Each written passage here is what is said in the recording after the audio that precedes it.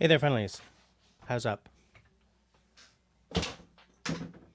Drum down, cans on. Make me feel like a what do I always say?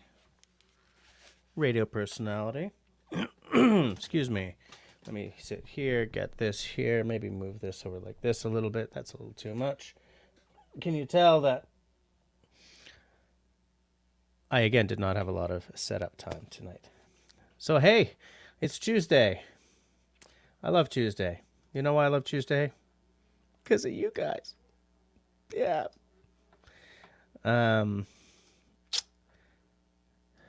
Just doing something that I forgot to do earlier, and now we are good. I like to open up the YouTube page as well because there are certain things that I can only see in the YouTube page, which is really irritating, but that's just the way it is.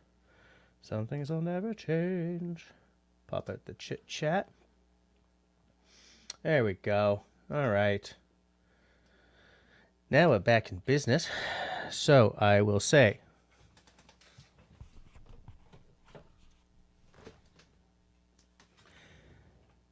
hey there, friendlies. How's up? Welcome to another episode of the fabulous Bevvies, Blades, and Bushcraft live stream, where we have bevies of several different types for the evening. We have blades, and we will in fact be chit-chatting about the bushcraftinesses a little bit later. If at any point tonight I did that backwards.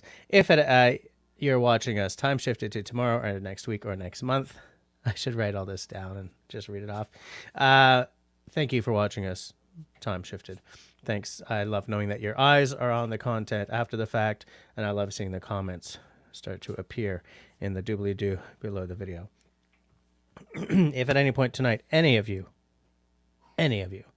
love what's going on, then feel free to write me a check, by which I mean leave me a smiley thumb.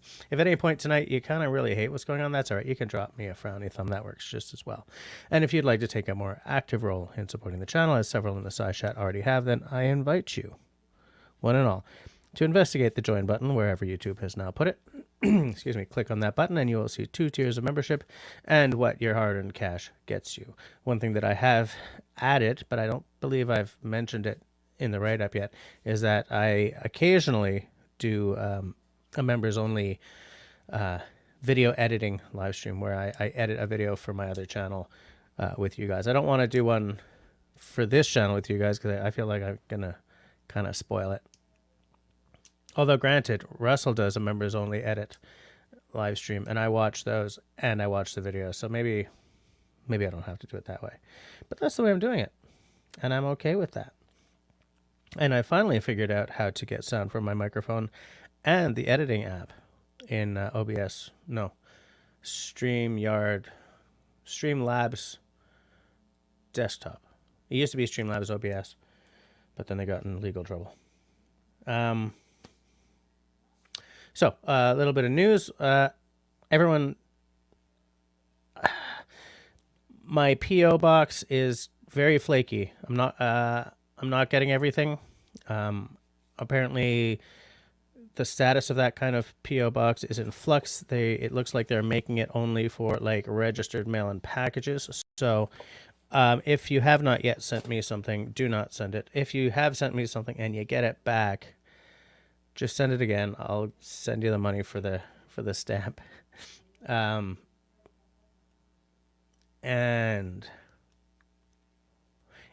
if you haven't heard back from me about something you sent, by the way, Grace, I received another one of your postage cards today, which is when I had the discussion with them. Okay, start that again. If you don't hear from me about, hey, I got a postcard from someone, assume that it's lost. Send me an email or drop me a texto or any of the various communication systems that I use, and I will be very apologetic about it. I will go and spend cold hard cash on a standard PO box sometime this week, and I will update the address under the video when that happens. And I will probably put out another little video saying, new PO box. Because, of course, it had to be stressful, right? Of course. Everything always has to be stressful. Nothing can ever work properly. But I'm not going to let it get me down tonight because it's Tuesday night and hallelujah, I'm live streaming. I'm chatting with you guys. I see lots of chitty chat happening in the side panel there, and I'm going to get to that in a second. I'm just wondering, is there any other news I wanted to share with you people? I think we're good. I think, all right, I'm going to say hi to some people in the side chat, and then we will move on to other things. So let's get started. It's at 7:54, so early. She's a Blue says that I need a teapot or something, maybe a few crackers and cheese. Crackers and cheese is always good. I do have teapots. But if I made an entire pot of tea for one of these live streams, I would be seeing him out of Hearst like 12 times because I'm over 50 now. Marcus, the pool is almost sorted. It's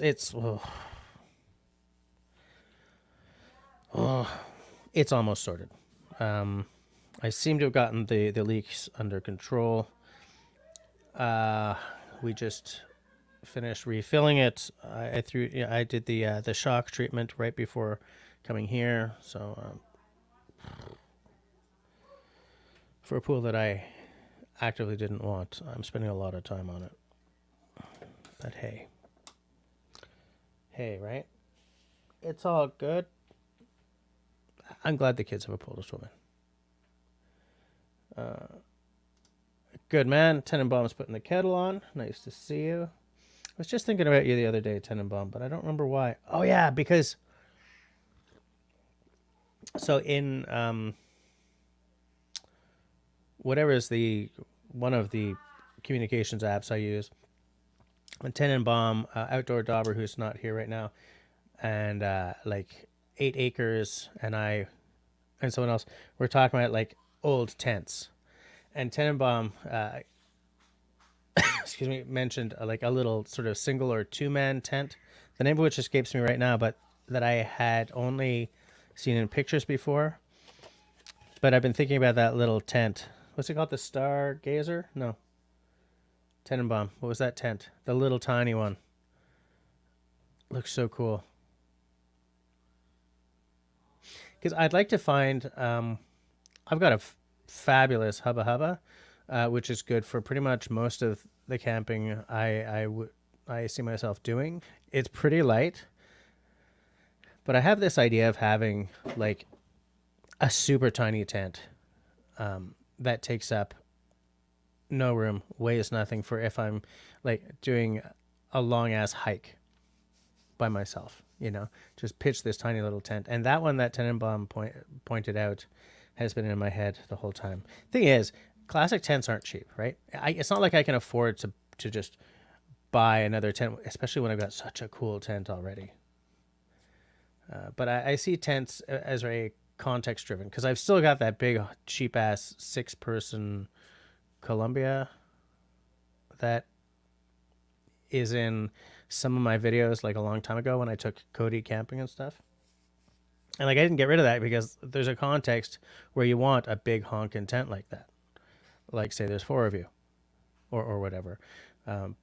But most of the camping I could see myself doing right now, that little Hubba Hubba is perfect. And I have to admit, and I think some of you guys in conversation with me have picked up on the fact that I really like gear, right? So like I've seen that tent and it looks so easy to put up. Thanks, Tenenbaum. So like I have it in my head, like maybe I just want it because I love gear. But I try very hard to, like, if I have any kind of gear, I've mentioned this before to you guys a couple of times. I'm down to like 2 bass guitars because I had 2 or 3 other beautiful guitars, basses that just weren't getting used. And I'd rather someone out there use and love the item than it just sort of sit in my corner. Don't know why I'm saying that. But anyways. Grace Martin in the house. How's it going? Grace is a channel member, as is She's a Blue, by the way. So 2 personal heroes of mine, people like you, help to keep the lights on around here. I mean that literally. That right there is it's a video light. It's an LED 160 video light. Country boy. What was the term I was going to call channel members from here on out? It's channel heroes, right? Another channel hero in the house. Speaking of channel heroes, there's Gary. Oh man, because of that whole hard G, soft G joke from way back, I think you're Gary, but I've been calling you the two for so long that I don't remember which one it actually is now. Oh well, that's embarrassing. Vader in the house. How many channels can say that Darth Vader is one of their members, right? How sweet a life is that? Tea's a good drink. We got Beto Mansky's in the house. How's it going? Beto or Beto? I think it's Beto. I think if I was very, very British, I would say Beto.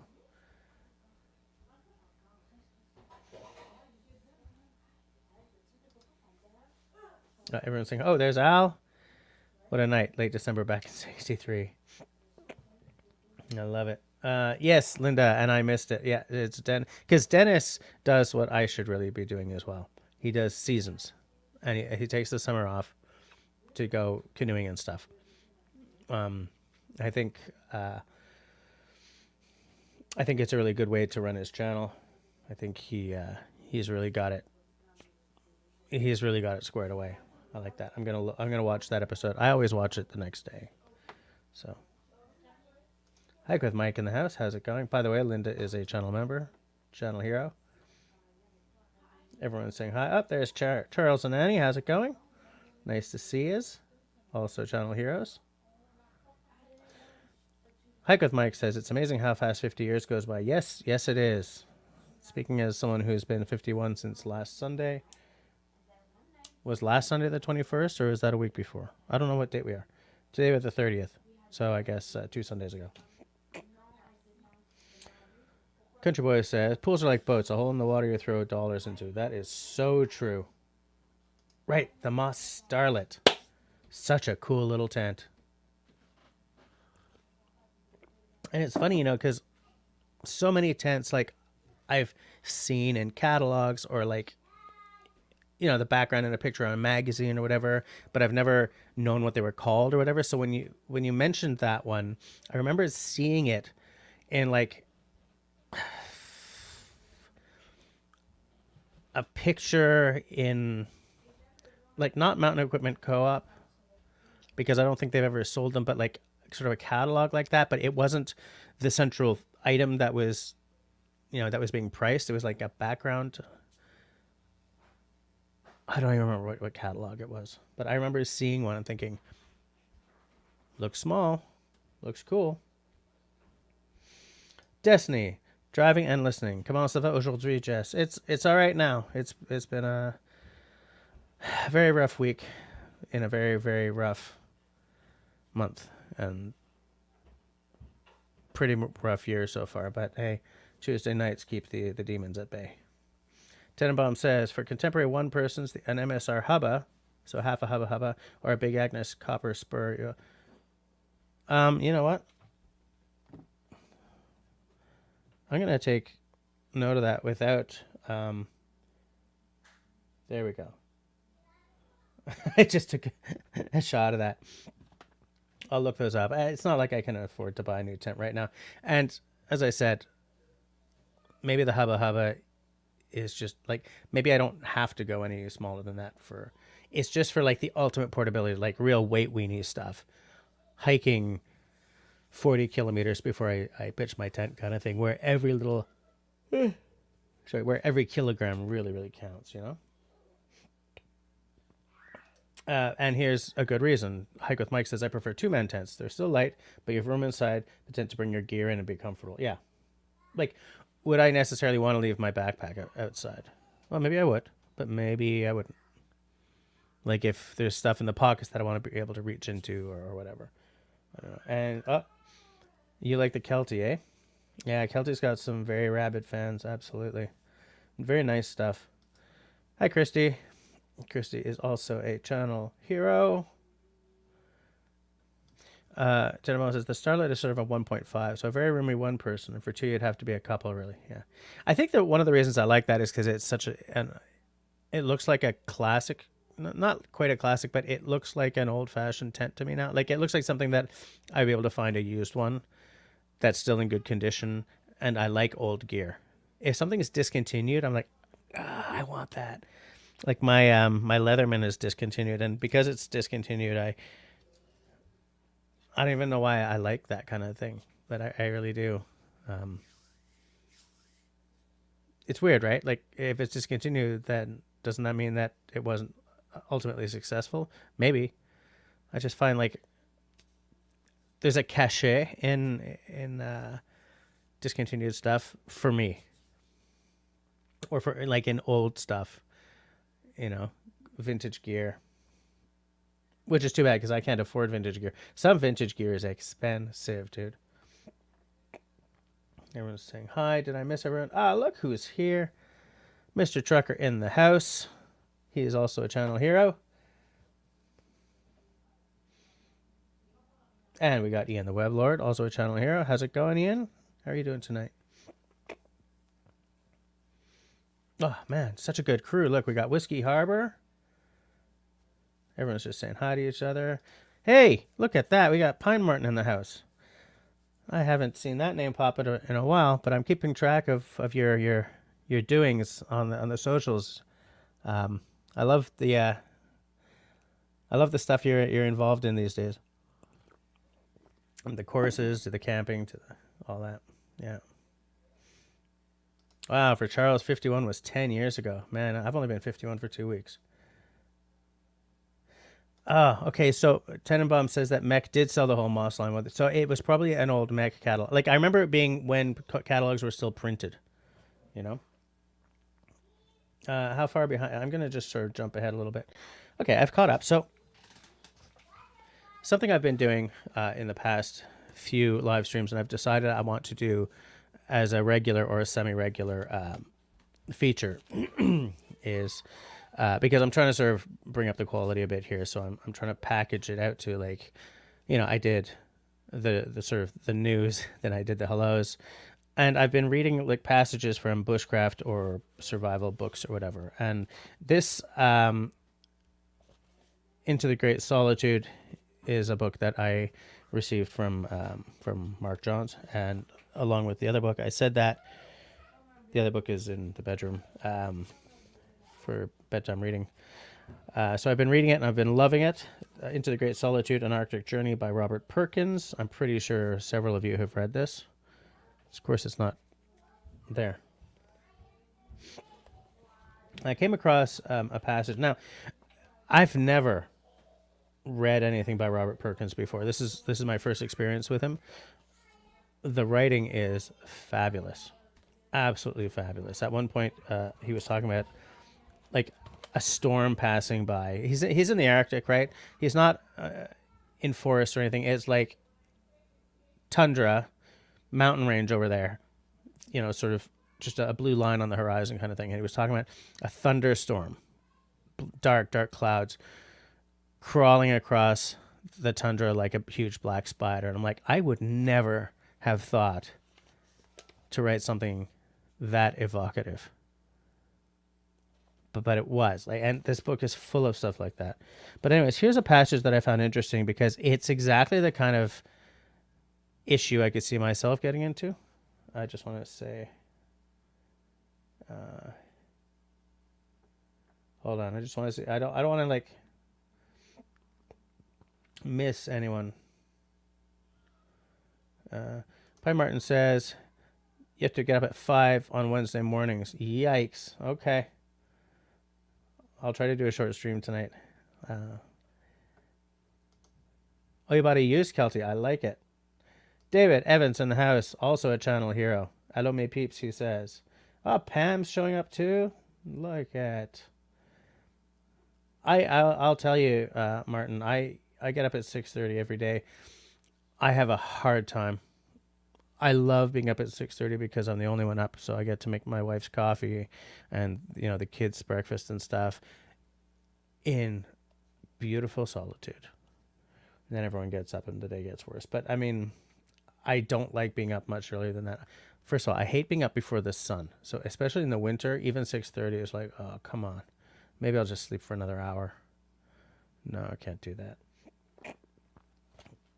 So here's a passage, just because when I was reading this, I could see myself getting into this problem. Okay. Skip 4 lines, yes. I brew coffee and cut up a leftover potato for home fries. For my tent, at the head of the second... It's not very long, but I do have to turn the page, okay? Yeah, okay. Where was I? Okay. I brew coffee and cut up a leftover potato for home fries. From my tent, at the head of the second half of Muskox Rapids, I see each side of the river covered in snow. To scout the rapid, I can walk to the end over the snowfield, which may not hold my weight, or I can paddle through the rapid. I opt for careful paddling. The river dips and twists twice as it winds out of view. My optimism leads me to believe that these 2 blind sections of river will be the same as the river I can see from where I stand. What I can't see is that the snowfields become walls of an icy canyon, one I couldn't get out of if I tried. Entering the first canyon, I think how beautifully the sunlight turns the ice blue, how cool the ice makes the air. Everything seems serene, hardly dangerous. After committing myself, I perceive the risk. In places, the ice walls pinch inward, creating a whoosh of strong current. The water's force has eaten away a main channel through the ice and undercut the walls. Small waterfalls, the runoff of melting snow, gush from the top, creating fissures and giant cracks in the wall. Around me, large chunks fall into the river. How could I have been this stupid? The next blind curve could be an ice tunnel with no headroom. The current accelerates. I cannot back up. Neither can I climb out over the walls. The image of my dead body, a ragdoll smacked against the ice, makes my stomach contract. I try to slow down. Occasionally I rest in an eddy behind a rock. At times, skimming along one side, having to bang rocks I can't avoid, I back paddle furiously. Finally, as if the river yawned, the ice walls step back. The river widens. I float in calm water. I've gotten myself into situations like that more times than I care to admit. And so when I was reading that feeling sort of that I get when it's like, I may not get out of this. What did I do? It just sort of got me right in the tummy, right in the gut. And I wonder if, do stories like that make your story better, or are stories of that like that just, oh man, let me rethink how I was going to phrase this.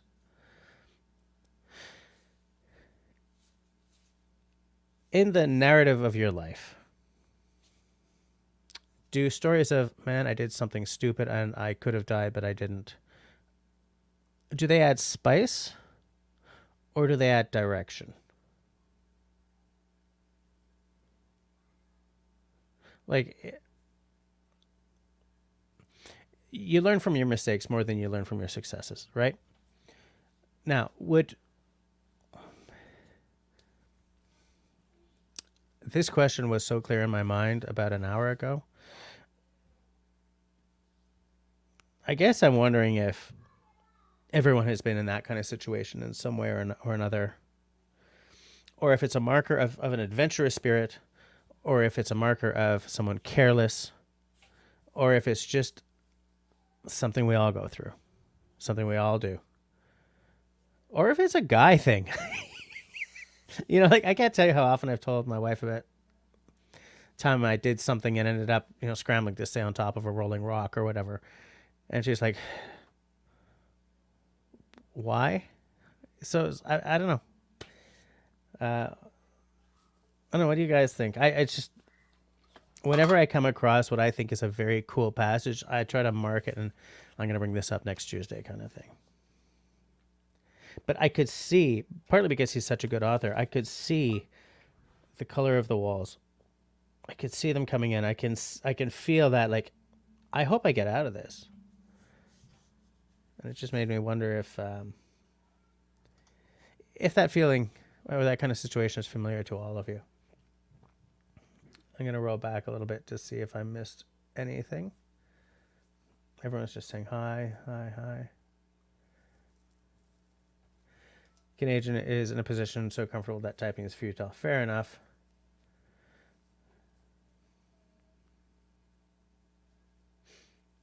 Just checking.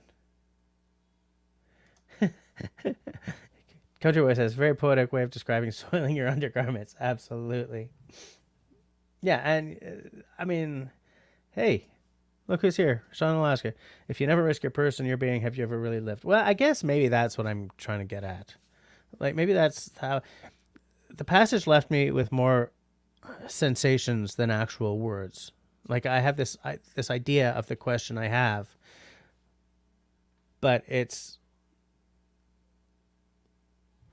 like it's written in thoughts rather than words, maybe.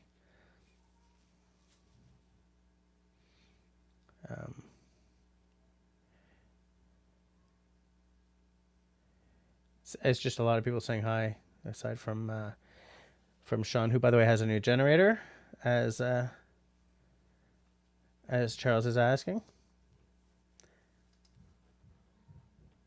Timo says, I almost forgot the MSR Elixir 1 is a modern clip connect design based on the Starlet. But, oh, the doors and the vestibules are on the long sides. That actually might be better for me. Pam says, that passage, describing it that way puts the reader in a similar state of mind sensation and provides details that could possibly be lost. Absolutely. I was absolutely there. And his writing is so evocative, and so there's so much imagery that I've found myself very easily being able to picture what he's talking about, even though I've never been on the back river. And that might also partly be, excuse me, that having spent my entire life in art school, I'm a very visual person anyway. Like, I do tend to visualize the stuff that I read. So, I don't know. Oops. Sorry, I didn't mean to. Been here since the intro. Okay, you were just eating. All right. I hope you had an amazing supper. And you're loving the new generator. I like it. Good. My postal sucks. Yeah, I know. It's very frustrating because, anyways, I'm just gonna buy a normal PO box. Oh, what? Al's out. All right. Have a good night, Al. Speak to you next time. Okay, so everyone's just sort of saying hi. Pam is asking if my PO box has been filled up yet. I have to get a new one. Because it's what they call their flex delivery system or whatever. There are some issues with it, like I'm not getting everything, and they've changed it to being for packages and registered mail now. So I'm gonna get a normal PO box. That's why I took the address out of the description below. I'll fix that. I'll get that fixed, and then I'll put the. But yes, I've received a few. Yeah. Just saying. I do a lot of my living vicariously through books. I always have. I used to be a very big reader. Then I spent 20 years working in publishing, so I kind of pretty much stopped reading because that's what I did for a living.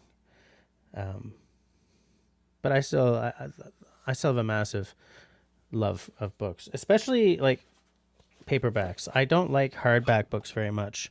I feel that they're sort of more designed to be seen on the shelf than actually enjoyed. And that comes from a long history of like reading in bed and like, and I can tell you from experience that getting pinged by the corner of a hardback in the face is a lot less pleasant than one of these. You don't want anything to fall on your face, but between these two, I'll take this any day of the week and twice on Sunday.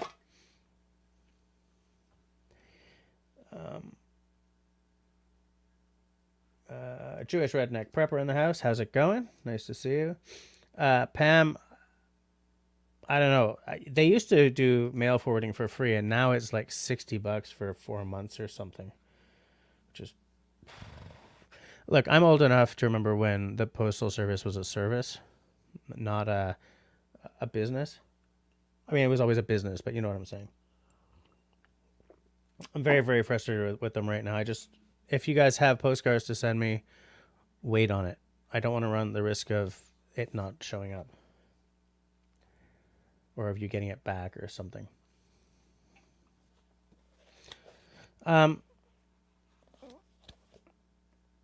I've got a couple of books that I used to have and no longer do, so I'm going to buy them again because I know that they've got some cool passages in them. But if anyone's got any suggestions of like some good bushcraft or paddling books that I should pick up and maybe use a passage or two from in these live streams, let me know. You can either drop it there or send me a message. A DM. Tea's a good drink.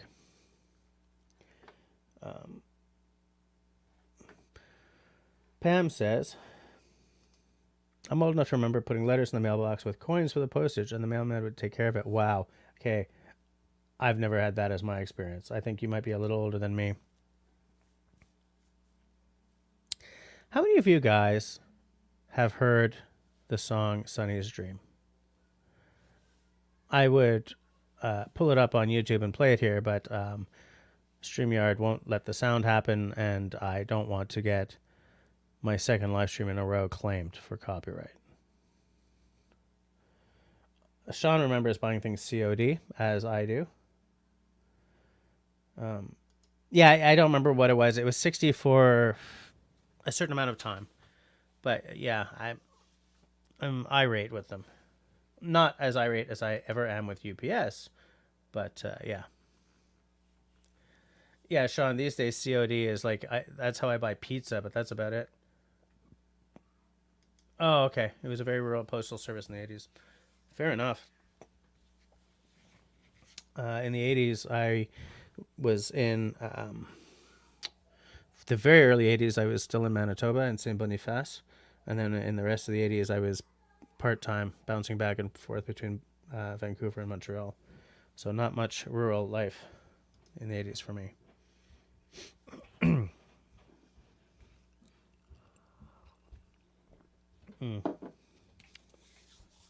I wish I had like a new piece of gear or something to show you guys, but I don't. I just like, it's just books. You guys do that? You smell an old book? An old used book? What's interesting is for this trip, he had a custom canoe built for him that is a slightly off-kilter shape. Not off-kilter, but it's a distinct shape in that, you know, it's, I believe it's symmetrical, bow to stern, but it comes out and then sort of dips in a little bit amidships for, I don't remember why he said that was. It like the shape of it plus the tumble home apparently made it very, very stable. Even in rough water. For the skirt, it's on with Velcro because he didn't want the idea of like having to mess around with those big honking snaps that are so hard to use. I'm looking for the year. Like not necessarily the year that he wrote the book, but that the yeah, I don't know. The film that got made at the same time as this, because he had some camera equipment with him, was first shown on PBS in May 1989 as part of the Adventure series.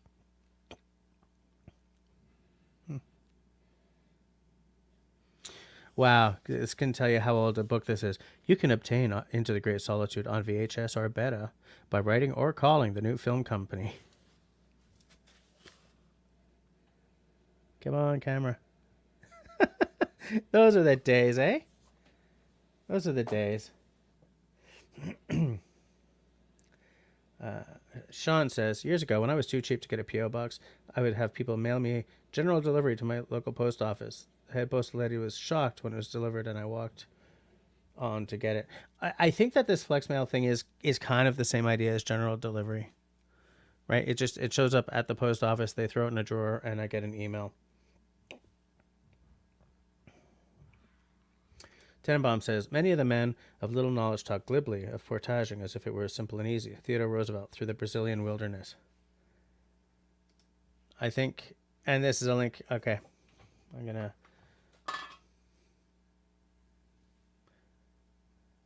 just gonna take a shot of that as well. Country Boy says, I'll be heading out to the wet coast forest soon to recharge. Been working 7 days a week since the beginning of December, getting an Airbnb ready for a client. Looks amazing, but so tired. Yeah, fair enough. I've been trying to be more family man since about January. My channels have definitely suffered for it.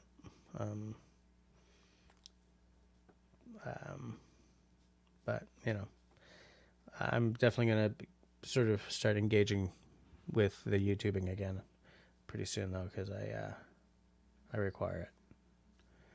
I require it to keep the demons down. How come I can't click on the... Oh, hold on. I know exactly why. Open link in new tab. There we go. There's a little Amazon action. I'm just opening up the links that Tenenbaum is throwing down. There we go. All right. Thanks, Tenenbaum. What the hell? David and Peanut Trucker are like, now they're all saints and sirs and stuff. What's going on there? What are you guys doing? But yeah, Country Boy, I like your idea of heading out to the coast to recharge a bit. Absolutely. Pam says, she's talking to Sean here, sounds like the general delivery that I read about back in the 1800s local newspaper articles. We have letters for the following people here at the post office. Please pick up. Yeah, it's essential. I mean, the flex delivery, they don't announce it like that. You get an email with a scannable barcode that you bring in. Hold up your phone, make it bigger. Boop. Then they find it. Tim, just on the way back to the hospital, Chrissy got a hitch in her get-along. Couple more days and she can come back home. Bad infection. Ugh, great. Yeah, everything's okay here. We're at the end of the school year, so emotions are high in this house as we try to get the 11-year-old to do her homework. You know what I'm saying? Yeah, before email. Yeah, I know Sean and Pam. Yeah. I'm really frustrated with them. With them Canada Post peeps right now. Really pissed off. Pissed all the way off. Pissed off. Country Boy says you have to be a husband and a dad first, Jess. My kids are grown. Daughter just graduated university. Woo! That's the end of a very expensive trip. My brother is just finishing up a course that he was taking at one of the military colleges in the United Kingdom. He was there, I don't remember what, and so now that his course is over, I mean his wife and kids are there with him as well. So now that his course is over, he is moving to a more northern British town where NATO has a large installation, because he'll be working at NATO. So I guess I won't be seeing him for a while.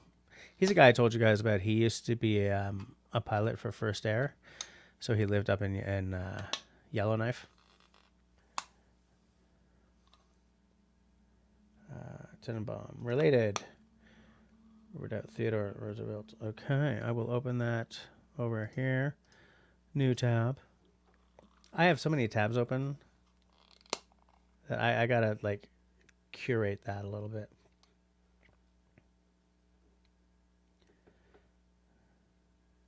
Pam is saying to Kim that she hopes that his wife feels better soon. Hey, Carol's in the house. How's it going? Carol is also a channel hero, by the way. So many channel heroes in the house tonight. Everyone say hi to Carol.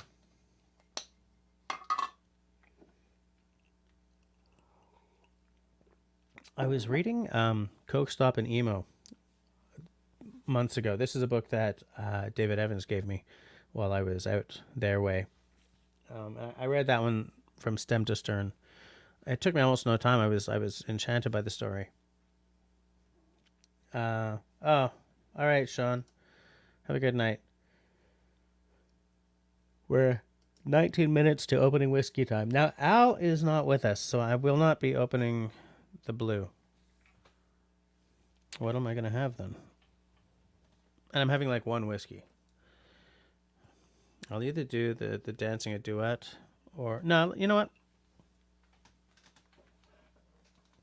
Let's do the Talisker 10. I'll pour it now and let it sort of breathe. This is a dram I bought myself for my birthday. It's nowhere near the fancy bottle that I was hoping to get for my 51st birthday, but on my actual birthday, or the day before, on my birthday, whatever, it was a Sunday, and I spent so long arguing with my daughter about homework that there was only 20 minutes left until the SAQ closed, so I didn't have time to get to one of my never fail SAQs. So this was sort of, whatever. I bought this out of reminiscence value because I used to drink it back when I was newer to Scotch than I am today. Talisker 10. All right, I'll let that breathe. I mean, I got tea and I got water until then.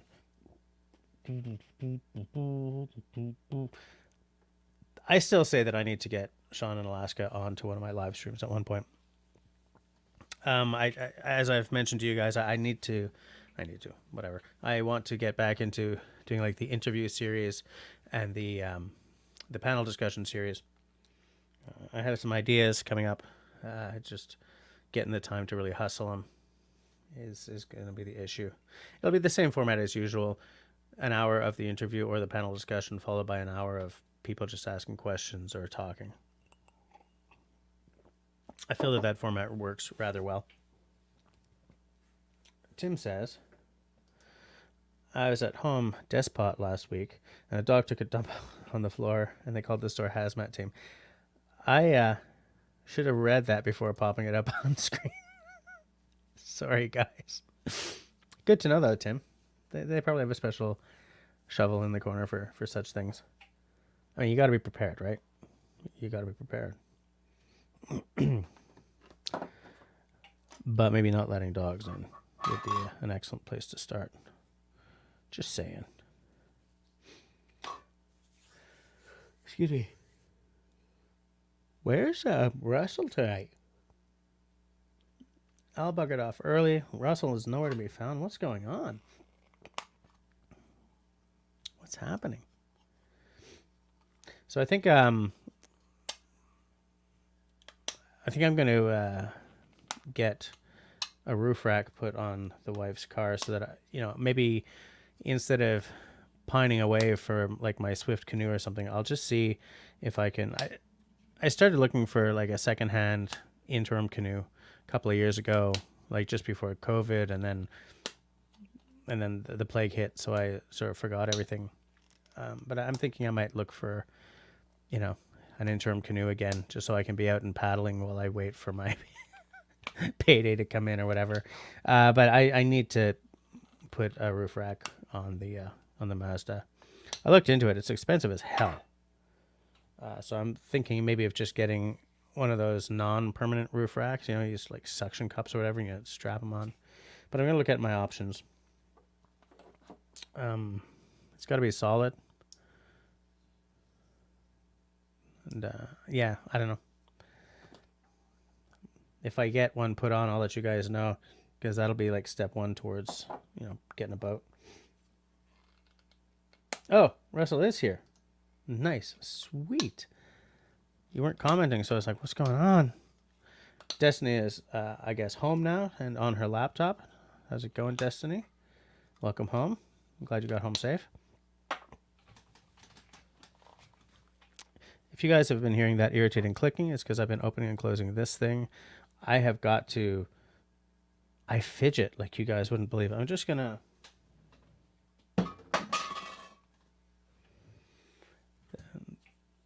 I meant to do that. There, out of my hands though. Oh, you just used the 4 foam blocks. Yeah. Yeah, it's not a bad concept. I also want to put a towing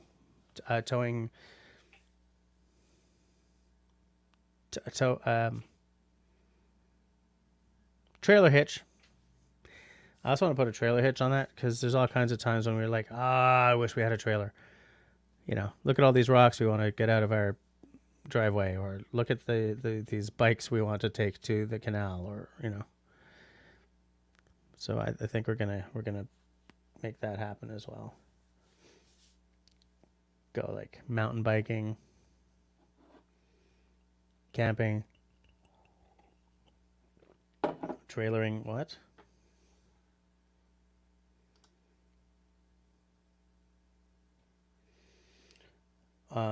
Destiny is asking, please confirm it is Sir David, Lord Marcus, Lady Kristen, and Esquire Chris. I thought Chris was I thought he was a lord. I gotta find it now. I just can't find it. Saint.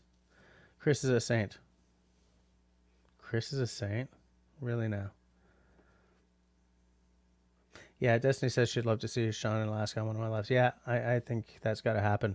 I think he's got to go to bed pretty early, though. Like, it would have to be... I'll see if I can... I'll ping him, you know, on the private and see if he'd be willing to come and talk about, you know, off-grid cabin or whatever. Okay, Peanut Trucker confirms that it is Saint. Absolutely. Excuse me. Stop yawning.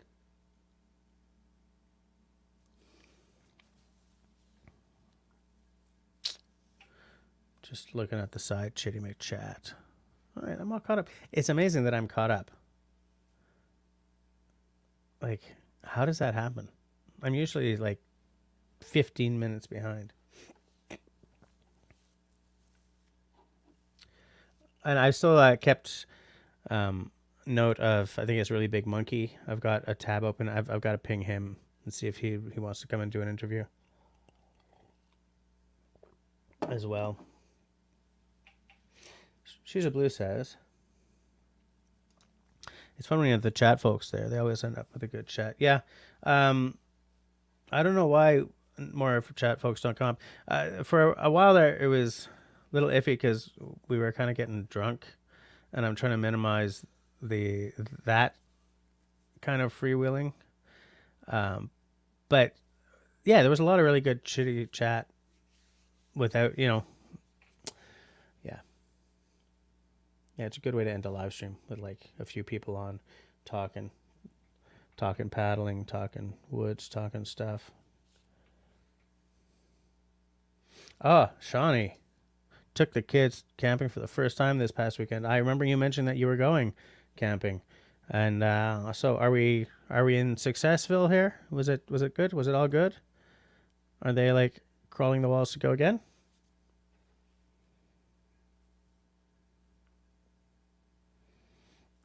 I said chitty chat. Chitty McChat. Scottish grandmother, you know, so chitty McChat. Pretty McBrat.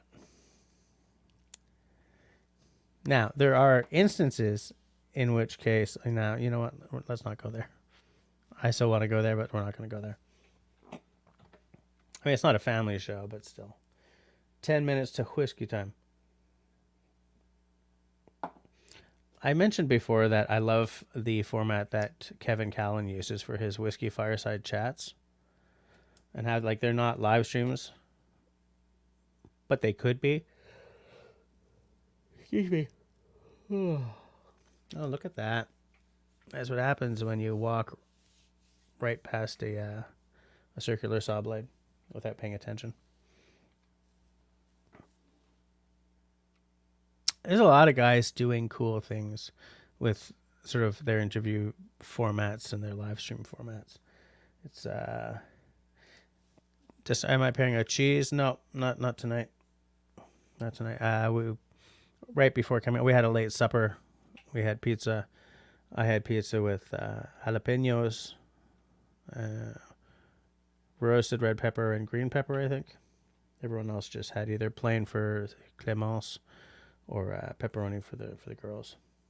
But that's a pretty cheesy meal. My kids would like to go again. We found turkey and owl feathers in the woods. Wild geraniums. They learned about the stars and the moon. They were upset they fell asleep before the coyotes were howling. I remember when I was like 15, my my Air Cadet squadron, we did a weekend, we did a bush weekend in essentially a sand pit in near Hudson, but just past. I don't know. Most of you guys aren't going to know any of the geography anyway, but it out in the woods. And so we set up these tents. There were these big honking stinky Canadian Forces Arctic tents. I don't think they're the Arctic ones, but they're like big-ish, like four guys to a tent kind of thing, 4 cadets to a tent. And so throughout the night, cadets take turns being on watch for I think an hour or something like that, and then you'd go and wake up the next guy. And there's like a wolf pack around there, and so there was like howling and moving in the woods. And I remember one of the guys who was on watch when these things were like howling off in the distance was absolutely shifting himself. He was convinced that they were going to come in, invade the camp and carry him off to the woods. I just thought they were kind of ghosty sounding. I liked them. I don't know if I should have been afraid of them or not, but I've never really felt that you need to be afraid of them when A, you're not alone, and B, there's a campfire right there. But that I might be oversimplifying things.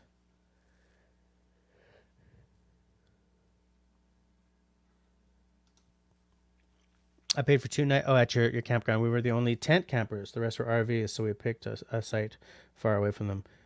It was a campground on someone's property. Yeah, I hate camping right close to like the RV part of the campsite because you hear the jennies and the of motors the whole night, or of whatever they're using to power themselves. It's usually generators. Oh, you only stayed 1 night because you were not going to sleep on the ground again. Also, didn't bring warm enough blanket since your sleeping bag was cold. Oh, yeah, okay. You need a sleeping pad under you to keep yourself from insulated from the cold, and you need a good blanket, especially if you're. Why am I yawning so much? Especially if your sleeping bag isn't really up to the task. I'm a hot sleeper, so I tend to open up the sleeping bag anyway. So I need a blanket I can put on, like a wool blanket or whatever. Brought a camp grill with propane, which helped cook meals quick for the kids. Also, we had a fire for warm and s'mores. Good old s'mores. Can't go wrong. Absolutely. Ugh. So I put a yoga mat down, a mat that fills with air. Yeah, that should be good. Then the sleeping bag was not comfortable. Yeah, okay. You said it was a mat that fills with air, but I'm guessing a yoga mat is still pretty thin, eh? You want something with some girth to it, I got Camille an air mattress kind of thing that it had a big opening that you blow into. I have a really old. Well, actually, I got a new one fairly recently, but before that, I had one of those that sort of self-inflates. It's got a cap on it. You open the cap and and then you tighten the cap. But it was so old that it was getting leaky. So halfway through the night, I'd be lying on the ground like, Shawnee's debating getting a cot. Okay, I thought you said a cat. I was like, yeah, they're so cute. A cot? Yeah, sure. I mean, if if you want to be up off the ground, a cot will certainly do it. I thought you said cat. I was getting ready to be like fuzzball. But yeah, I guess I've always been cot averse for myself because I don't want to carry it, and because I'm not sure if like the points of weight are good for the bottom of the tent or not. But I mean, a lot of people use cots, and I haven't heard of anyone wearing holes in the bottom of their tents. Tenenbaum probably knows all about this. The guy's got knowledge about tents like you wouldn't believe.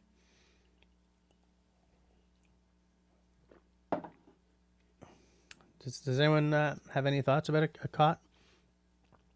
About whether or not the feet of a cot will wear out the bottom of your tent? Or does anyone have a cot that they don't find comfortable, right?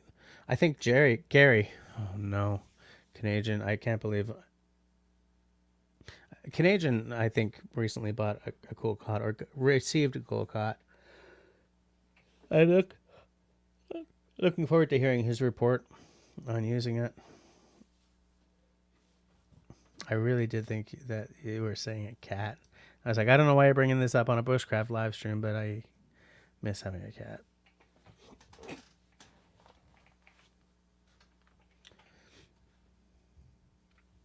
$7.57.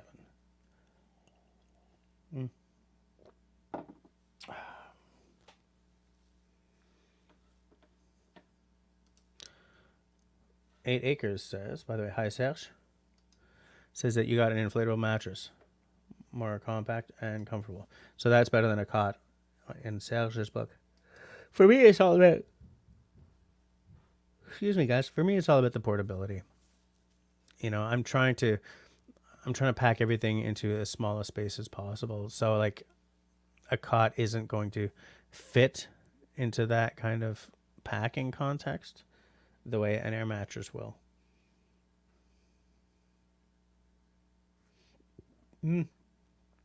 Yes. Pam is going where I was about to go, and then I saw 8 Acres comment and I got distracted. You still want something under you, you know, because you're up against like a canvas, right? A thinnish canvas, and there's air flowing underneath you. So it's like sleeping in a hammock without either an under padding, like an under quilt, or a sleeping pad inside. Like you need something to insulate you against the cold air. And it works the same way as, can this stop, please? And it works the same way as house insulation does, right? You need a pocket of air that stays warm. You need something that will separate you from the colder air.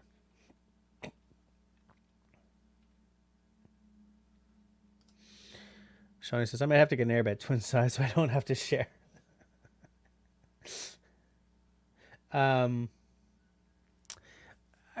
Sure. I mean, if you can pack it along. If you're just doing car camping, you can bring whatever the heck you want, right? Cot, air mattress, airbed.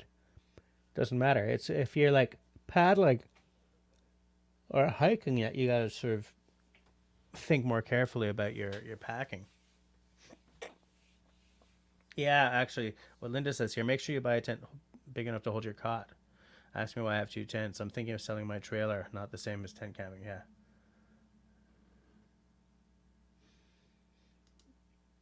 Destiny's asking how Russell is.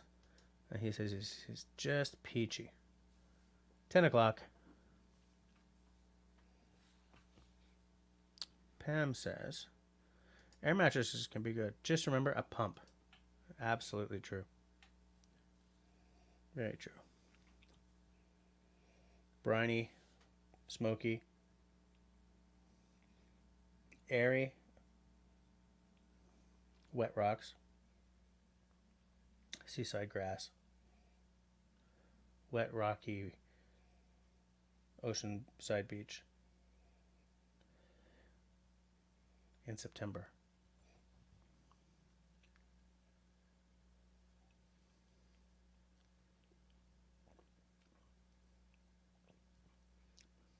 And caramel, brown sugar, like a a burnt brown sugar like on a creme brulee.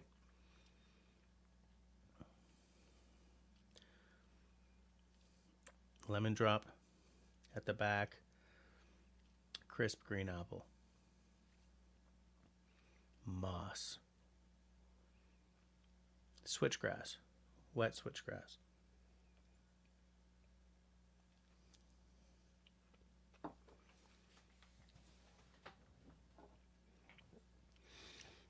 It's a very good whiskey. Because it's a Diageo product, I'm sure it's cold filtered, chill filtered, and caramel colored. But lovely on the nose, lovely on the tongue. ABV of, I think, 46, 46.8, 45.8%.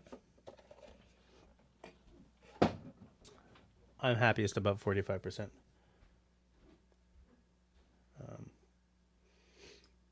Destiny says, I like it when Jessica says a taste list or whatever it's called. It's almost biblical. My tasting notes. Yeah, I see.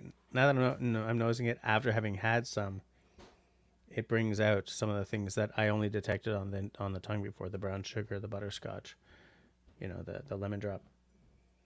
Now there's a citrus zing. A light one though.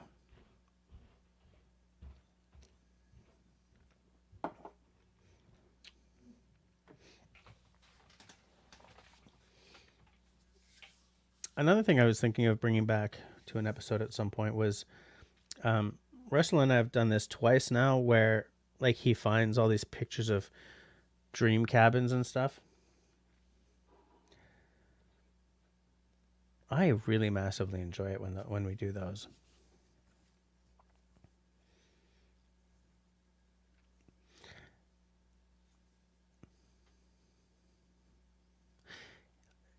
If you guys could have your dream cabin like right now, what would it be? Would you do the off-grid thing?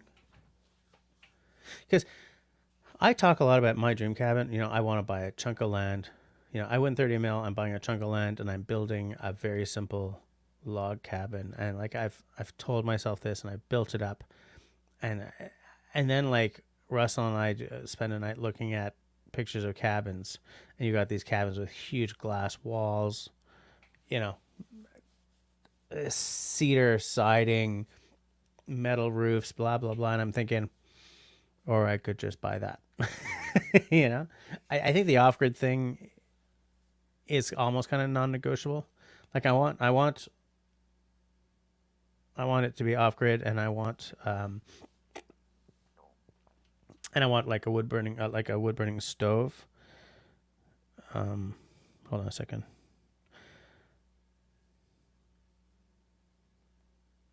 Sorry, my daughter wants me to go upstairs. Hold on a second. I'm telling her I can't. I'm live streaming. It's Tuesday night. Whoa, that was the worst finger snap ever. It's like, for you guys, like someone's handing you your dream cabin, like made specifically, not made for you necessarily, but it's just this cabin was made and like hits all of your, what I call Jesse kryptonite. It's like, oh yeah, okay, I'm weak in the knees, need it. What would that be for you guys? What would that be for you guys?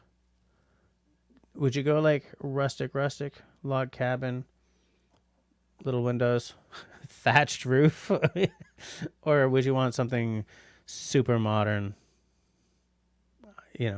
Swimming pool at the back. I don't know. What gives you the fizz? What gives Destiny the fizz? What gives Russell the fizz? I kind of know what Russell likes. Like he's mentioned it a few times, but like, what does Serge love? What would Pam want? I know like Linda's got a tiny house, but is that is that Linda's dream cabin, or is it just, was it an affordability thing? Yeah. Destiny says Marcus has a gorgeous wood cedar ceiling. I'm now rethinking. Yeah, One thing I would like to do here, if I won the 30 mil, is at the top of the stairs upstairs. We have what's called a story and a half because the upstairs, like there's a ceiling and it partly follows the line of the roof. So like ceiling, and what I would love to do at the top of the stairs is knock out that ceiling and do like a cathedral style with cedar slats and like put a fan, coming in from the peak. The missus is not quite as enamored with that idea as I am, but man, because I love, a peaked wooden ceiling. I love it, especially if there's like a skylight or a light on the eaves. Not the eaves, the gable. Like, say it comes like this, on the ends is like, triangular windows, like a big honking window. Love stuff like that.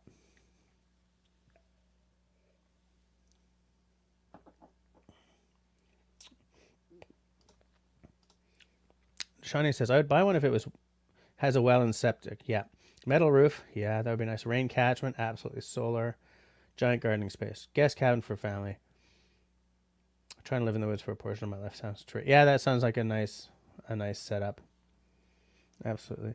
Lipstick Lodge would like a bigger loft. Yeah, that's one thing you don't have in that tiny cabin of yours, eh? Now, did you... excuse me. Sorry, I didn't mute myself in time there. Are the wheels still on your cabin, or did you take them off? Like, is that cabin there permanently, or did you leave the wheels on so that you can move if need be? Pam says, tongue and groove pine 3 out. Rock fireplace and one wall of nothing but windows. Oh, yeah. Yeah.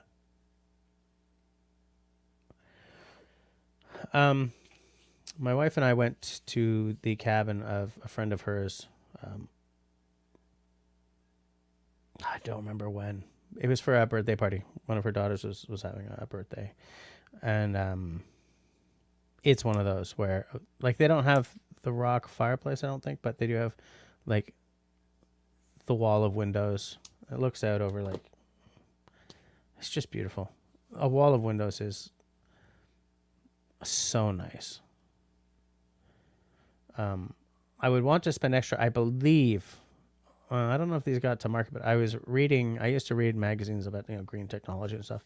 And there was a lot of work going into windows that would like self-tint or, to help with temperature regulation and stuff. I would want something like that. And I'd want it to look out over, I don't know, a ravine, maybe a river. Yeah, river, come on. I just have this idea of like sitting on the couch or whatever next to the fire and looking out on a snow-covered vista. Happy freaking Christmas. You know what I'm saying? Love it. Love it. Yeah, you guys have some good ideas. Pam says, fireplace for that 1 week of the year that we get into the 30s. Haha. Yeah, I'm telling you, you don't want a fireplace if it gets into the 30s in Canada. Yes, the wheels are on. Okay. Yeah. I was wondering about that.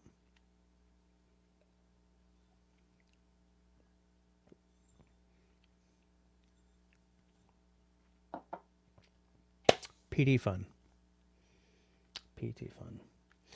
And I used to think fireplace over a wood stove any day of the week, but I've gone the other way now. Like, I think I would rather have a wood stove than did that make a big poof sound? I just sort of poke. I think I'd prefer a wood stove to a fireplace at this point. I think that you get more efficiency out of it. And I don't think that the poetry of having a fire is gone if it's a wood stove instead of a fireplace.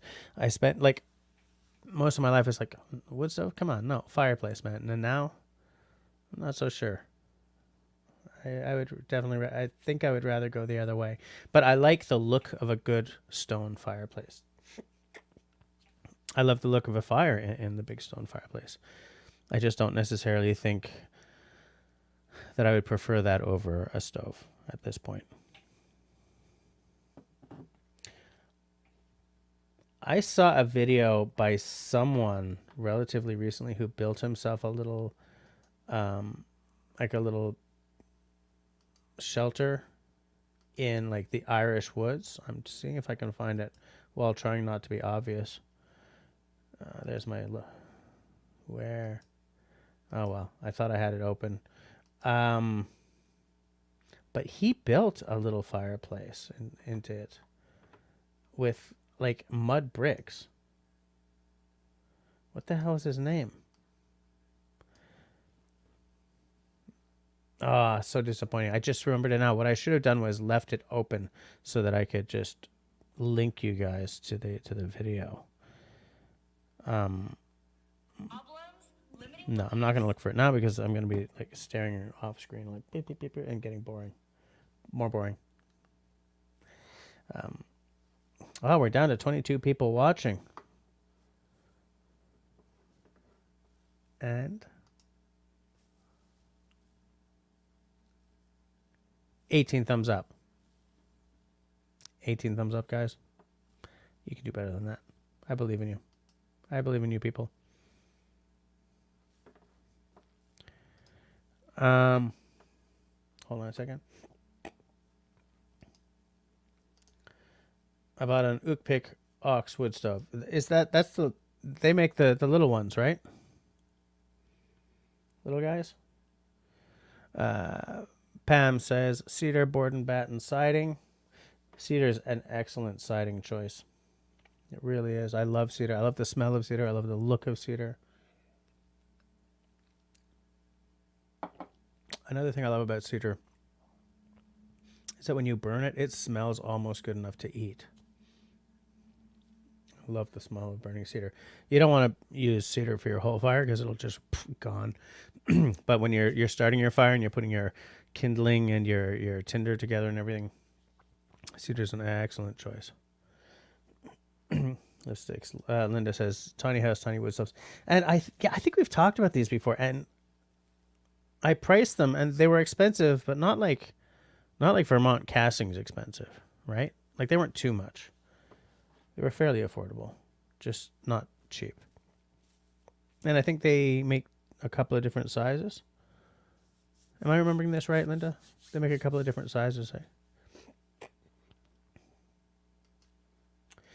I still wish that I could put a wood stove into my garage out there. Like when we bought this place, I had this dream of putting a strip of windows down the side of one of the walls and turning that garage into a workshop, and just like walking in the morning, cup of tea in hand, light the wood stove, look at the windows at my yard, which didn't have a pool in it at that point, and starting to work. Just so but the year before we bought this house was when the three-phase the phase one of the three-phase burning ban in Montreal went into effect, so we're never going to get it. What's going on? Sorry, my daughter is trying to get me to do something on the phone, but it's not showing up, so I'm going to ignore it. Actually, they're reasonable. Yeah, I remember them being reasonable. Not like cheap, but not... I'll look them up later. But they look like a really nice, modern solution for something like your tiny house. And here's the thing. I love the idea of a tiny house. I think I would love a tiny house. But in the yard would have to be a maxi workshop. You know, like, I'm okay with the tiny house, but I need space to work in when I'm doing, you know, my wood and stuff.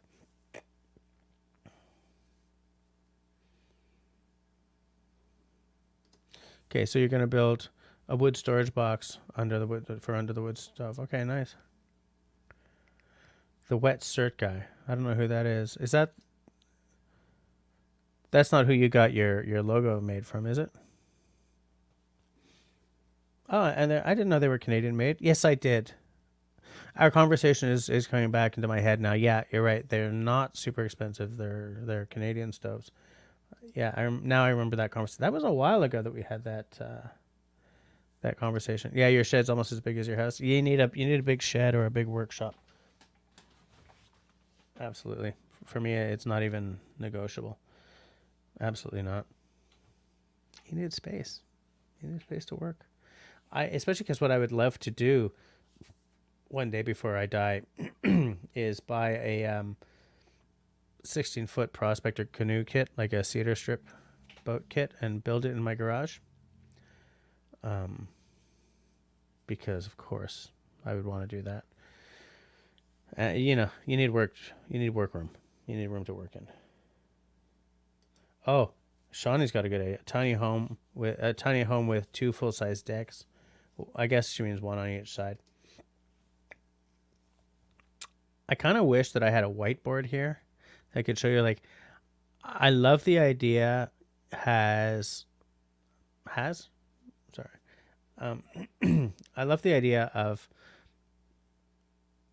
like those old school houses from before there was in air conditioning, like in places like Florida and like Charleston, right?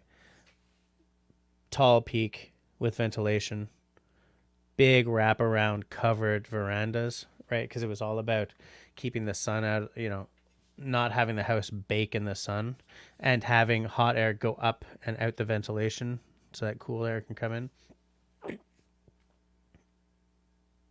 I would love to do something like that. I think that's really cool. Because I love the idea of passive climate control. I love the idea of passive everything. I think I've mentioned once in an earlier live stream about how someone that a friend of mine knew, like I had seen him at parties, but I didn't know him. But a friend of mine knew. Obviously, we were all working in software, and it was before the bubble burst, whatever. So some of these guys had a lot of money. He built his house into the side of a hill or a mountain or whatever,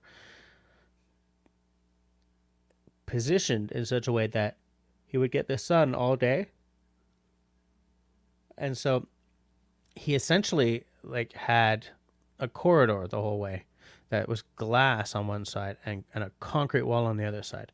And it would spend all day heating the hell up and then spend all night radiating heat, so that he was never using like the heat in fall or whatever, because sunlight was baking the concrete wall and it kept the place warm. I love stuff like that. Like, that's an engineering mindset. How I want to passively heat my home. How can I do this? It's on the side of a mountain, so I can't just dig down for geothermal kind of thing. Even geothermal's not really passive because you need to sort of pump it around, but I love it. Russell says I should just build a canoe in my basement. The thing is, I want it to be out of my house at some point.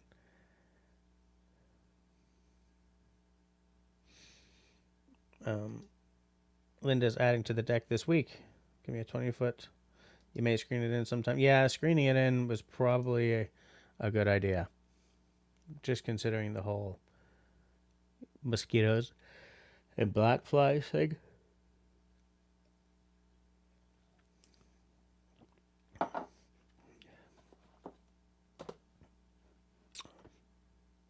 don't know. If I drop an invite, does anyone want to actually, anyone with, headphones and a camera want to come on and talk a little bit about sort of what they see as an ideal country house or cabin? Lipstick Lodge says, a friend is helping to skirt it better this week. The existing deck has to be lowered. But didn't you just have that place built? Why does it have to be lowered? Like, why don't you just do like a stepped deck idea? I know a couple of people with a two-level deck. I really could use some cheese. Not going to do it, though. I may do it afterwards. Gotta stop eating cheese at like 10:30 at night.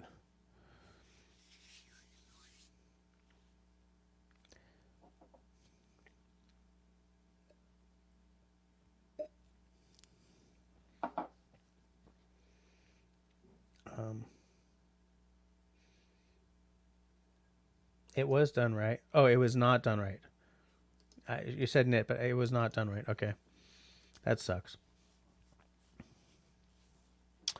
That sucks massively. Because, you know, you spent money on that, right?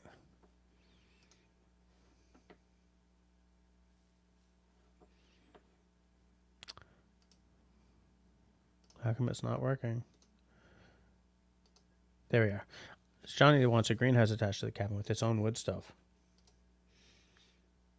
Now, would a wood stove in the greenhouse make things too hot, or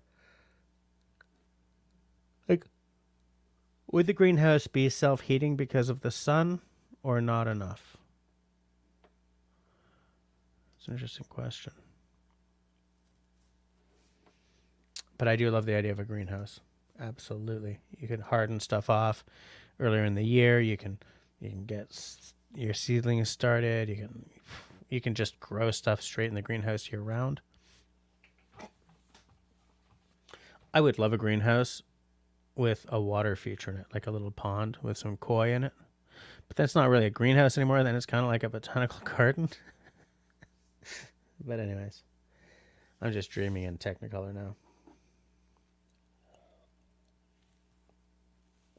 I'll tell you guys something for free though. After we're done here, I'm gonna sleep like the dead.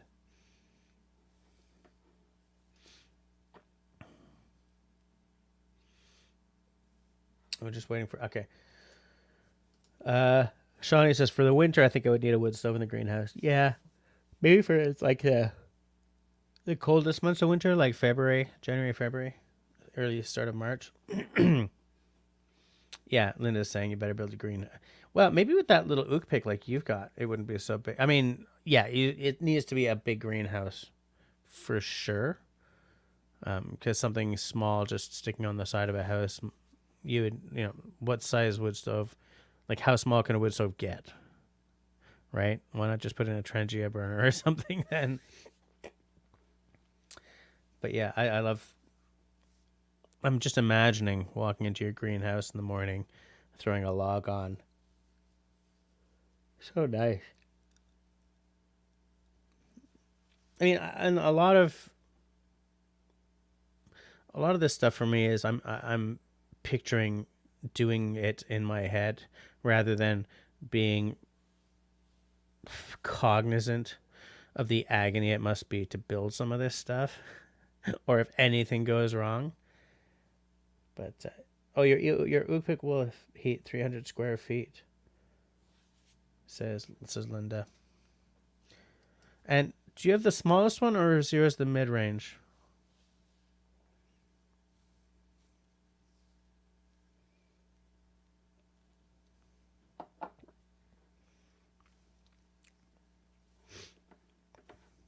Just waiting for Linda to answer my question.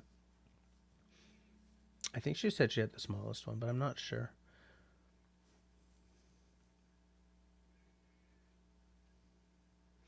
David Evans says, check out the wood store's Bushcraft Radical uses designed for hot tenting.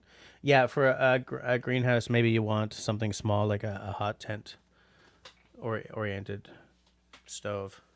Maybe something by Esker or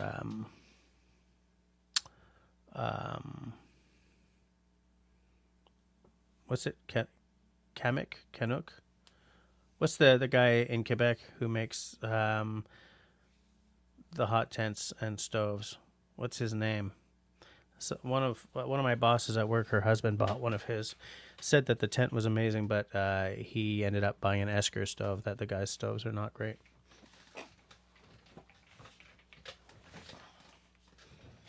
The hell is that company called? Atuk? I think it's Atuk.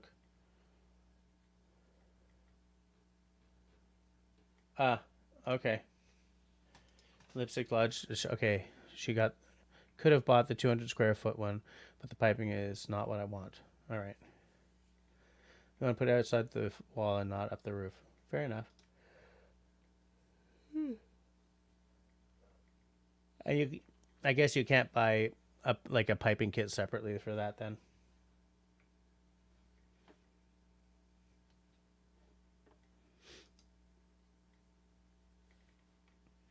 Pam asks an interesting question. I wonder how often you'd need to feed a greenhouse stove to keep plants from freezing during winter. Auto pellet stoves should be cool. Yeah, maybe. I hadn't even thought about that.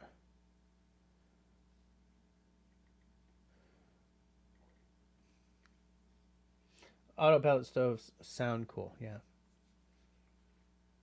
Yeah, absolutely. Because I guess you can program it to just feed on a semi-regular basis, just enough to keep it from going out, or enough to get a good roaring fire going.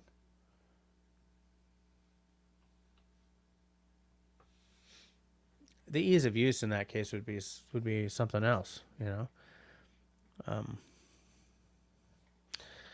I don't like too much technology interfering with my woods time. For a guy who would love an off-grid cabin with solar panels on the roof, that may sound kind of weird, but like I want my stuff to be as non-computerized as possible. Like, oh, David's out. All right, good night, David. Everyone say good night to David. And everyone leave a thumbs up on my live stream in honor of David, who asks us to do it all the time.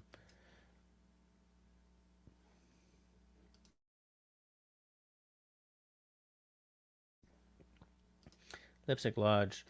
Yes, you can just pipe. Oh, whoops.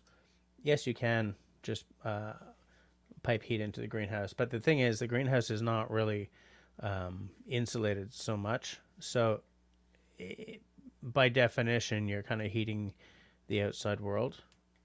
That would probably become resource intensive.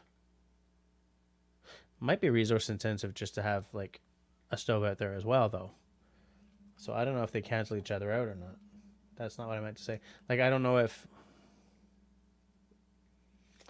what I'm saying is logical, is what I'm trying to say.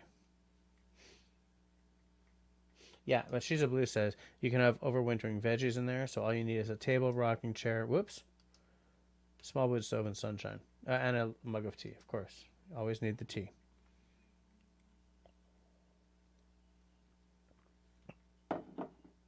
Sugar pie, mug of tea. We're at 10:28. Starting to come down the home stretch. Nobody came on to talk to me about cabins. It's okay, I don't feel lonely or anything.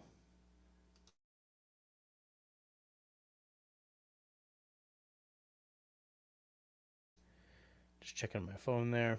I thought I was ringing, but it was actually just my bedtime alarm telling me, you should get ready for bed soon. Shut up, phone.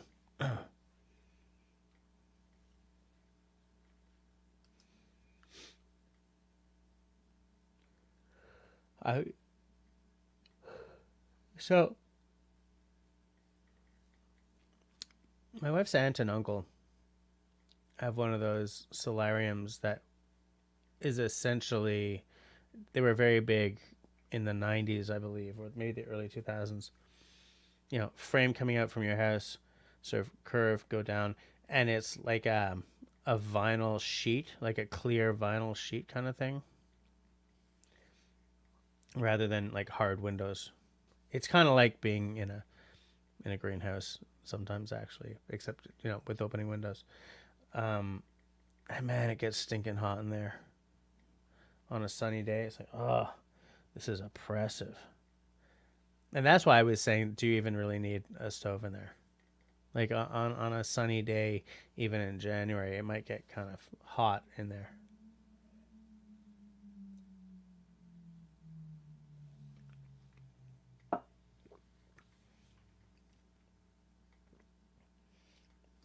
All right, good night, Russell. Everyone say good night to Russell.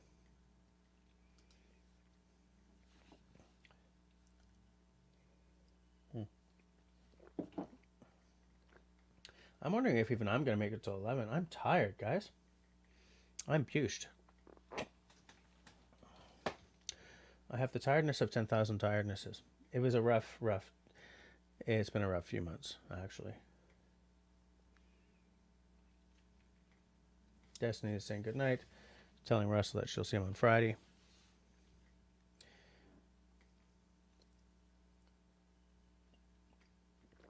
what I would like to do, those of you who are, hold on, question from She's a Blue. Did you see the one Sean James had? I'd like to have the money he had to pay for that. Did he build a dome or something? Was it a geodesic dome that he built? Does anyone remember? Or am I misremembering? Is that even a real word?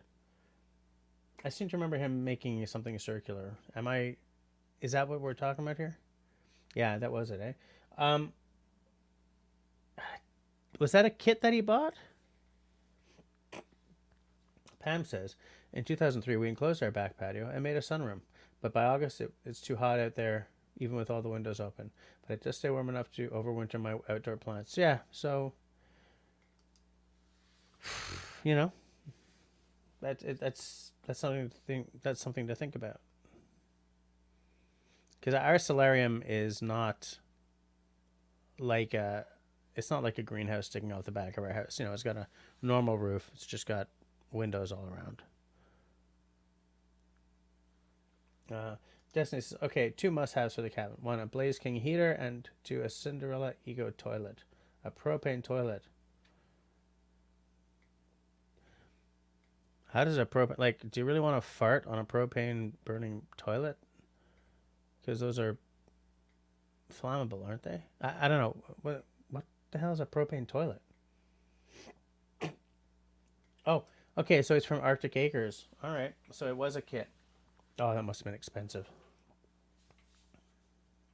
Oh, and he had water collection, absolutely, and a wood stove.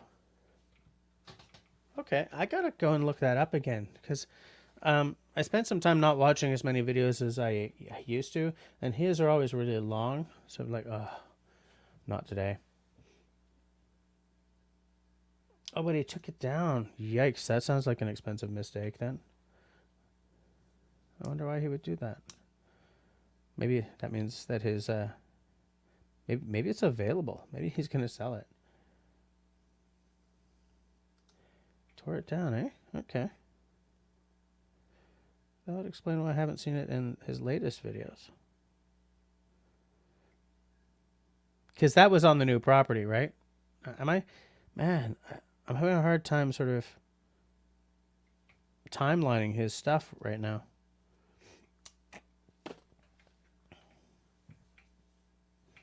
Wonder why he would tear it down. I don't remember this at all.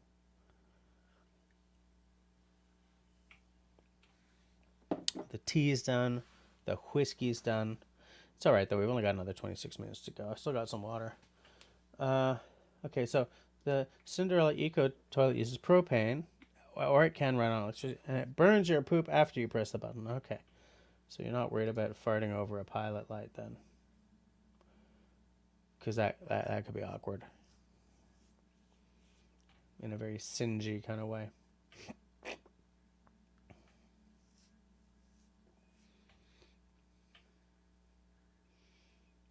Destiny, I'm just waiting for that to pop up, your comment to pop up in the StreamYard so that I can show it.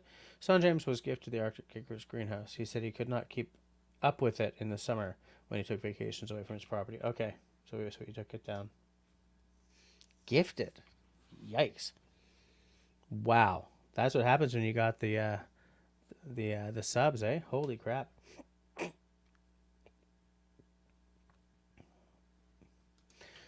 Ian says, sounds like he sold it. Didn't have time to keep it going. Spent too much time on other projects to keep it up and healthy. Fair enough.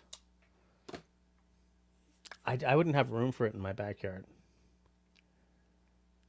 Like, there's no room for a greenhouse in my yard. Too much room being taken up by that stupid pool. Wood pigeon outdoors in the house. How's it going, mister? How are you doing? What's the good word? If you made any bows or leather work lately? Ian says, Ian says that Sean either sold or gifted or passed it on to someone who could spend time on it. Nice. Oh, Jim. Half-hour drive ahead. Well, so that's almost That's going to take you past the end of the live stream, but that's okay because we'll keep you company until you get there.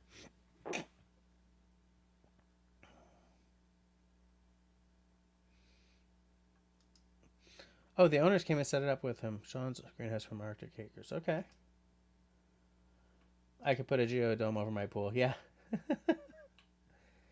You made a fishing rack. What the hell's a fishing rack?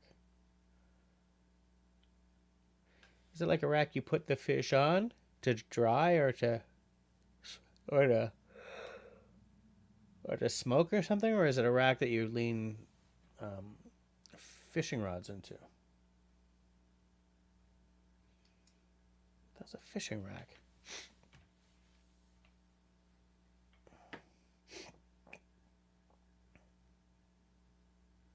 Oh, okay, so a rack for fishing poles. Okay. Fair enough.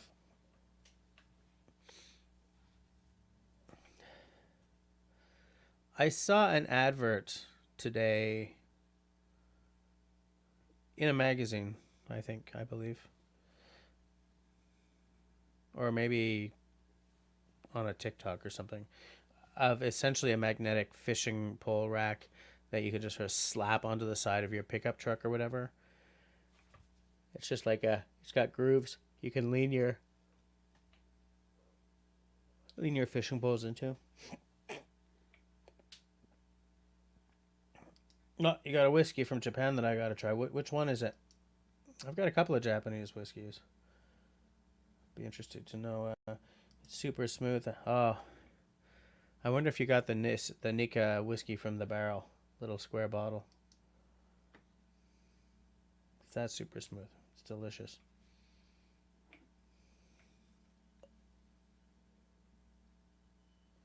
Good to the last drop.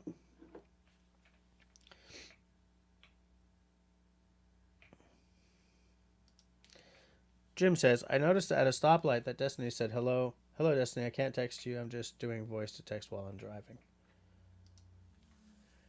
So there you have it. I'm pleased to pass on your message, Jim.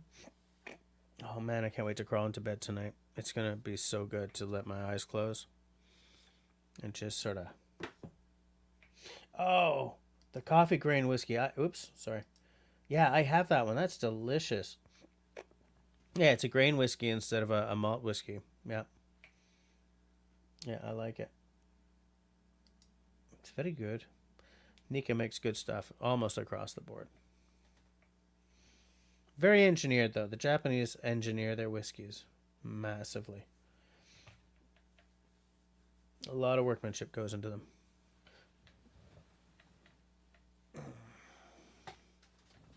Ow! I just cranked my knee against my desk. Because, accident prone.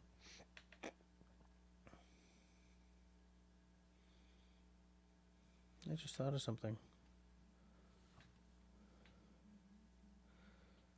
Just let me text my wife for a second here.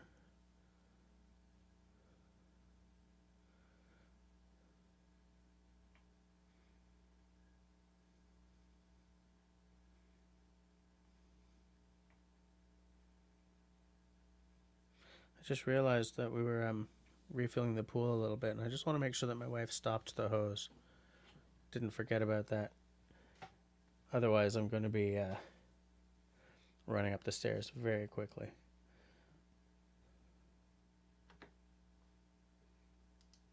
Jill's family got it for you for Christmas. Yeah, it's a good bottle. I like it. I like it. They're not super expensive, which for a Japanese whiskey is a real plus.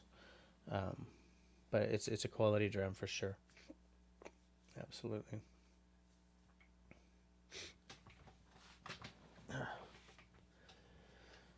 So I don't know. What do you guys want to talk about for the last 20 minutes? I sort of hit everything that I was aiming for. Hold on a second. Something just popped up. Waiting for it to show up in the... Todd and Tyler have an interesting off-grid YouTube channel. They've gone from yurt to shipping container home. I feel that a shipping container home in the heat of like July would be a nightmare. You know? I don't know Todd and Tyler.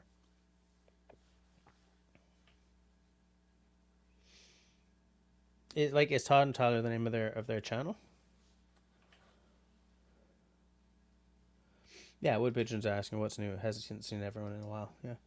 Todd and Tyler. I shall look them up.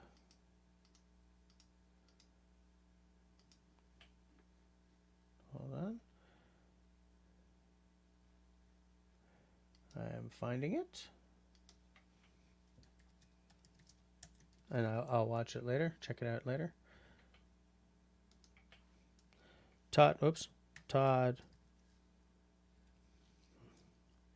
Tyler.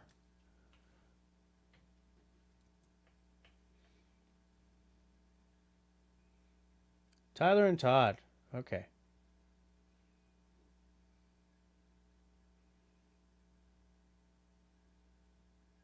The idea to build a shipping container at home was definitely one of the wildest ones we've had. Okay, I'll check them out. Oh, wow. They also had a geodesic dome home at one point. It looks to me like somebody got injured or something. What's going on with these guys?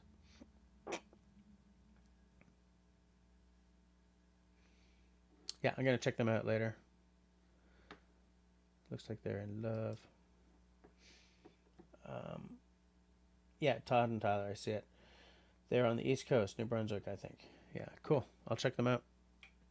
It looks like they've built some, just like looking at thumbnails, it looks like they've built some cool little spots, or they've had some cool little spots. New Brunswick currently has a wildfire in it. I believe PEI has several. There are 11 burning in Quebec today. Alberta is getting its arse kicked by the wildfires. Yeah, I saw Geodome. I figured you were talking about that when I saw it. Like, why would they go from... I guess they would have gone from that to the shipping container for a more permanent feel.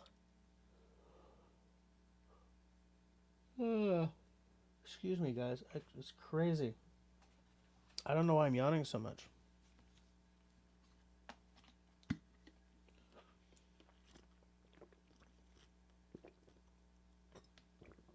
Good old water. Nectar of the gods.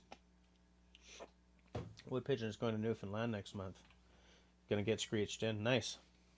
Nice. Are you going for business or pleasure? I've never been to Newfoundland. I've been to Prince Edward Island. I've been to New Brunswick. I think that's it, actually. Yeah, I haven't been to Nova Scotia and haven't been to Newfoundland. I should go. Oh, I'm just gonna go. Okay, bye guys. Out.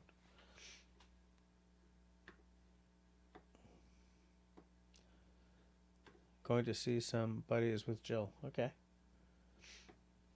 Nice. They got some good bars, like some good Irish pubs going on down there. Go and see some cool music. Destiny says that the Geodome was not great in extreme windstorms. They added a lot of insulation, so it was warm though. Yeah, I could see something like that, maybe not being terrific in windstorms. Although I would think that the circular nature of it, if it was more solid, like solid walls instead of that fabric or whatever, would make it very resilient in that kind of context. Absolutely.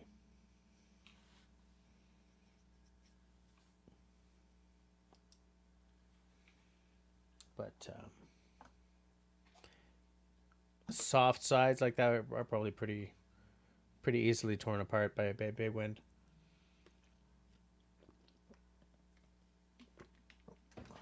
Hanging around New Brunswick, hurricane rolls through, scraps your geodesic dome. Absolutely. You guys remember in that scene on what's it called? The film where a mission to Mars accidentally leaves one of their members behind, and he's like, "I gotta science the shit out of this." It was a book first. Anyways, in the film, this like windstorm comes through and rips up their habitat. I'm thinking, there's no way a windstorm on Mars is going to do damage like that. There isn't enough atmosphere. On Mars, a windstorm might cover everything with dust, but it's going to like, it's not gonna hit like hurricane proportions. The atmosphere is way too thin. All that to say, build your geodesic dome as part of your, off-grid cabin on Mars, and you should be okay. Don't try to hunt for your food, though. Yeah. Just checking something here. So Tenenbaum left some suggestions for books to do my readings from. I mean, I'll probably find other stuff to read from this one as well as I read it, but I'll break it up, so I'm not just reading from one book for 3 weeks in a row kind of thing.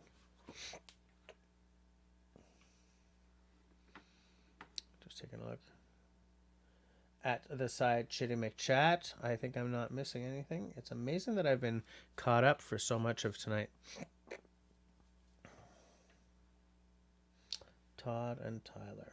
Tyler and Todd. You know what, guys? I feel like I'm getting boring because I'm just too tired. We're at 10:48, so at 10:50 I'm going to shut her down just because I don't think I'm making this worth it for you guys right now. Like, I just suddenly got really, really tired, and I don't want to drag 10 minutes out and be boring just for the sake of hitting 11. I mean, God knows I've gone past 11 often enough that we're still on the plus column in the balance, right? I don't want to I don't want to end this on a sour note, or not a sour note, but a dull note, So if there's 2 minutes left, 1 minute left, let's end on a bang. I don't know how to end on a bang, but I hope that you guys are liking when I do the book readings. I think it brings something kind of cool. Let me know. Again, feel free to do what Tenenbaum did and suggest some books if you think there's something I should do a little reading from one of these weeks. There is a Tuesday coming up at some point in June where I've got my my governing board meeting at my daughter's school, and it's probably going to be a long one because we have to do all the end of year stuff. So whichever week that is, I will definitely be late, but I think I'll still be on.